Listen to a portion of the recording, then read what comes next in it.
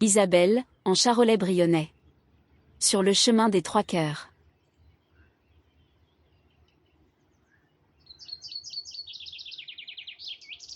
Il est tôt le matin, lorsqu'Isabelle, sac sur le dos et bâton de marche à la main, quitte la cité de Paray-le-Monial. Elle a choisi de suivre le chemin des Trois Cœurs, un itinéraire peu connu mais d'une beauté saisissante, qui traverse le Charolais-Brionnais, berceau de la race charolaise, une région rurale et authentique au sud de la Bourgogne. L'air est frais, pur, et les premières lueurs du jour viennent à peine effleurer les collines vallonnées. Devant elle, les prairies s'étendent à perte de vue, vertes et ondulées, sculptées par les haies vives qui délimitent les champs. Le Charolais-Brionnais, avec ses paysages pittoresques et ses traditions bien ancrées, est l'un des secrets les mieux gardés de la région. Loin du tumulte des grandes villes, ici, le temps semble s'être arrêté. Ce territoire, candidat à une inscription de ses paysages au patrimoine mondial de l'humanité, dégage une tranquillité rare, propice à la marche et à la contemplation. La terre est paisible, baignée par la lumière douce du printemps, et la femme semble n'être qu'une invitée de passage, une visiteuse respectueuse d'une nature qui ne lui appartient pas, mais qui l'accueille avec bienveillance. Le premier village rencontré, Saint-Didier-en-Brionnais, est un petit écrin de tranquillité. L'église veille silencieusement sur le village installé dans la vallée de l'Arconce. Isabelle s'arrête quelques instants pour admirer le paysage, et s'imprégner du calme qui semble envelopper tout le bourg. C'est dans cet environnement que serpente le chemin des Trois Cœurs, tel la Vouivre, un sentier qui ondule à travers des paysages d'élevage et d'agriculture, entre vallées et collines, témoin vivant d'un monde rural que l'on peine parfois à retrouver ailleurs. Au loin, elle aperçoit des troupeaux de charolais, ces bœufs blancs au regard calme et aux muscles puissants, emblèmes de la région. Les éleveurs de ce pays, gens de la terre et de l'élevage, vivent au rythme des saisons et des cycles de leurs bêtes. Isabelle les observe un moment, fascinée par la sérénité de ces animaux qui semblent parfaitement adaptés à ce paysage bucolique. Plus loin, elle entend le chant d'un oiseau, le frémissement d'une brise dans les feuillages. L'air est doux et le paysage, tel une toile de maître, se dévoile peu à peu. Après avoir quitté Saint-Didier-en-Brionnais, Isabelle poursuit son chemin en direction de Sary, un petit village niché au cœur de la vallée. Le temps semble s'être arrêté. Les fermes d'élevage sont les gardiennes d'une nature préservée. Le paysage ici est plus intimiste et la quiétude des lieux est saisissante. La campagne semble figée dans le temps, à l'abri des turbulences du monde moderne. Un large chemin, bordé de haies vives, conduit Isabelle au milieu des prairies verdoyantes, où paissent tranquillement des troupeaux de vaches charolaises. Sary est un village comme tant d'autres dans cette région, simple, sans prétention, mais d'une beauté discrète. Les habitants, visiblement attachés à leurs terres et à leurs traditions, vivent avec les saisons et le rythme de l'élevage. Isabelle se laisse porter par cette atmosphère tranquille. Le parfum des violettes, parsemant les talus, l'odeur de la terre humide, et le murmure du vent dans les haies créent une mélodie naturelle qui l'accompagne tout au long de sa marche. C'est ici, au cœur du Charolais-Brionnais, que la tradition de l'élevage est la plus vivante. À Sary, elle croise des éleveurs qui conduisent leurs animaux vers le marché.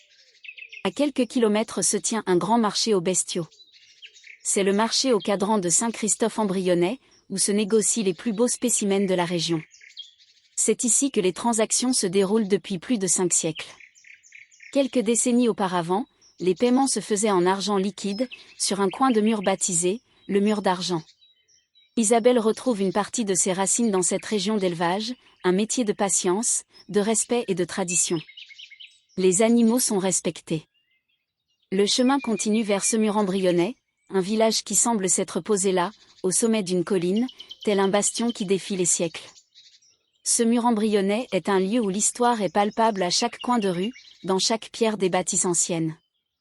L'église romane, la collégiale Saint-Hilaire, témoigne majestueusement de l'ingéniosité des bâtisseurs, des charpentiers et des tailleurs de pierre, au XIIe siècle. Ici, les communautés monastiques ont façonné le paysage, l'ont imprégné de leur foi et de leur travail. C'est au château de Saint-Hugues, perché sur un éperon rocheux, que naquit Saint Hugues, futur abbé de Cluny. Les moines ont laissé une trace profonde dans la région, cultivant la terre et développant des réseaux commerciaux autour de leur monastère. En arpentant les rues de Semur, le randonneur s'imagine un instant la vie de ces moines, dévoués à leur travail et à leur foi, dans ce village si paisible. Peut-être sont-ils les premiers à avoir compris la beauté et la valeur de cette région, à avoir vu dans ce silence et dans cette harmonie la grandeur de la nature. Aujourd'hui, ce mur embryonnais garde l'âme de ses moines, un lieu où le temps semble ne pas avoir de prise. Isabelle sera Charlieu. C'est le point d'orgue de son parcours en Charolais-Brionnais. La richesse architecturale de cette cité médiévale est comme un cadeau sur son chemin. Ce qui frappe Isabelle au fil de sa traversée, c'est la beauté sans ostentation du Charolais-Brionnais. C'est un paysage rural, fait de collines, de vallées, de prairies et de petites forêts, un paysage reposant et paisible, dans lequel l'homme vit en harmonie avec la nature. La campagne est silencieuse, calme.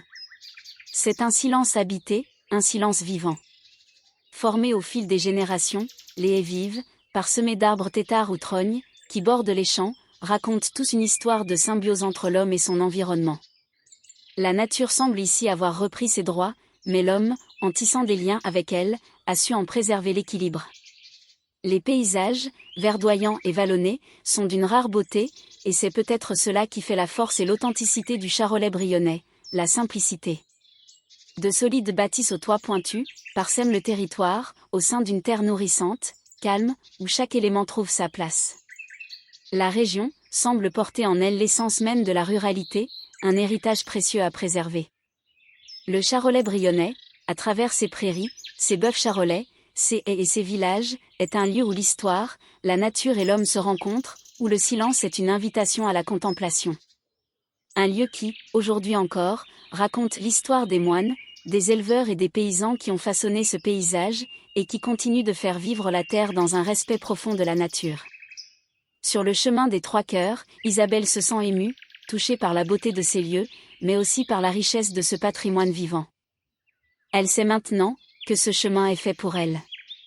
Isabelle se sent en parfaite harmonie avec la nature et avec ses racines.